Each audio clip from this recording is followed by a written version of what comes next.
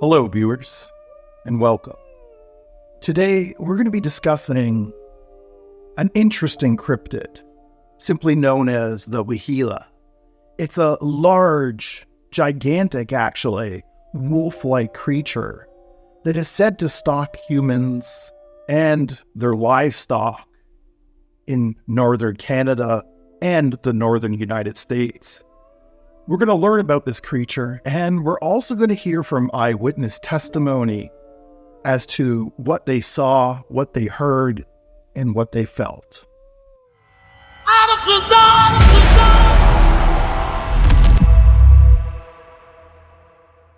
The description of this creature is interesting because it simply does not describe a North American wolf of any size or color.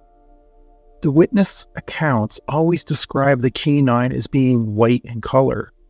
The wolf is also said to be massive in size, between 200 to 250 pounds. A normal wolf from northern Michigan ranges in size from 55 pounds to 130 pounds and has different colored coats, from whites to grays to black, silver, and brown. But the Waheela is described as built different than a wolf.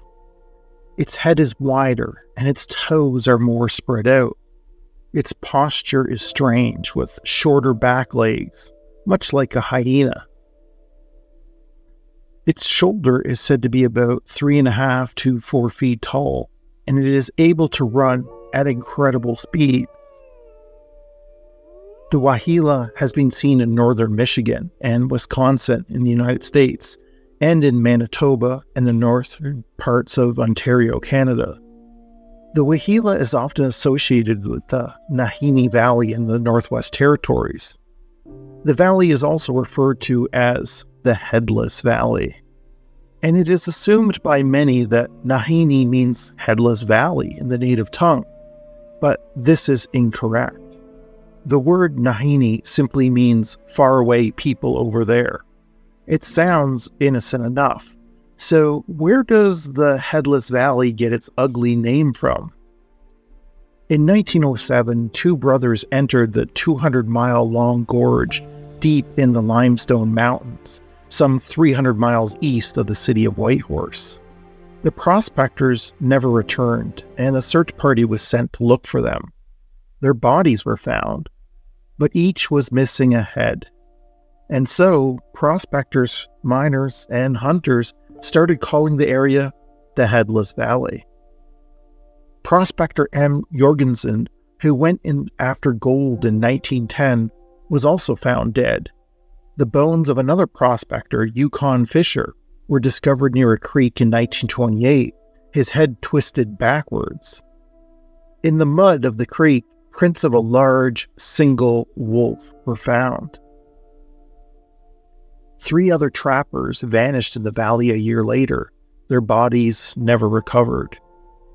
In 1945, woodsman Walter Tully came on the body of an Ontario miner, Ernest Savard, in his sleeping bag, his head all but severed.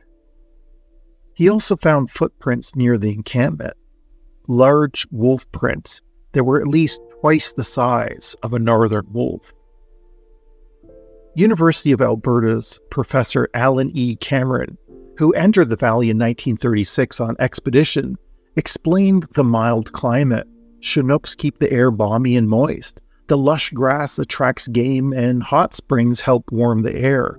He noted that large animals are attracted to this area, including bears and wolves. Natives said the valley was best to be avoided because it housed evil spirits, and that of beasts that no one would want to encounter, including that of an incredibly large white wolf. They do not call this creature Waheela or any other name. In fact, the name Waheela is a name given to a similar wolf-like creature in northern Michigan, but the similarities in appearance are interesting. In each instance, this strange large wolf creature does not simply kill for survival. It is said to kill just for the sake of killing.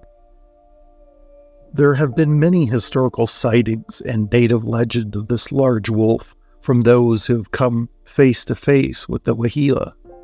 We even have some more modern sightings.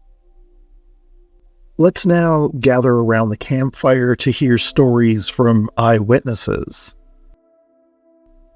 In the 1970s, I encountered the Waheela in the Nahini Valley once before. Legend says the animal is impossible to kill and is 11 feet long with a 4-foot-long tail and has long white fur. It disappears at will, and it is able to take your soul. I was out hunting alone, taking a break by a stream, and suddenly I saw this large wolf, weighing about 200 to 300 pounds, rounding a small hilltop and staring down at me. I slowly abandoned my resting area, including a fresh kill, and climbed on top of my snowmobile. I knew my rifle was there, loaded, but useless against this thing. Sniffing the air, the creature was startled when I started the snowmobile. Racing off, I turned to look to see that the wolf was keeping up and actually gaining on me. I loosened my pack, my rifle, anything I could to lessen the load on the engine. The wolf continued the chase for several miles until finally it stopped and dipped around a snow-covered rock structure. I continued at lightning speed towards the nearest settlement and to safety. I told everyone what I had seen, and I went directly to my grandfather to cleanse me.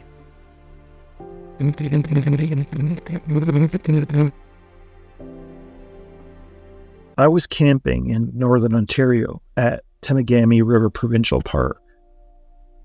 There were 3 of us on this camping journey, and we had small boats so we could fish in the nearby lake, Lake Thistle.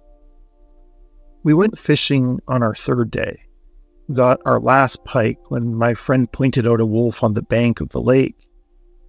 It was huge and white. It was about 7 feet long, at least maybe 270 pounds. It snarled, and we thought we were safe on the water. But then it slowly went into the water and swam towards us. It was easy to see in the dark water because it had pure white fur. We freaked out and got the motor going and got the hell out of there. When we relayed the story to some folks at a bar in a nearby town, they said we saw the Waheela, a sort of dire wolf, and were lucky to be alive. Another guy told us it was probably a shapeshifter. That was the last time we went up there. So, what is a Waheela? Simply a large wolf? We know wolves can get huge. Is it an ancient creature, possibly a remnant of a dire wolf? Or is it a creature of legend with supernatural powers? We would love to hear from you. Drop us a comment on what you think the Waheela is in the comment section below. If you enjoyed this video and like to see more just like it, consider subscribing. To help grow our channel, please share this video and give it a thumbs up. Until next time, take care.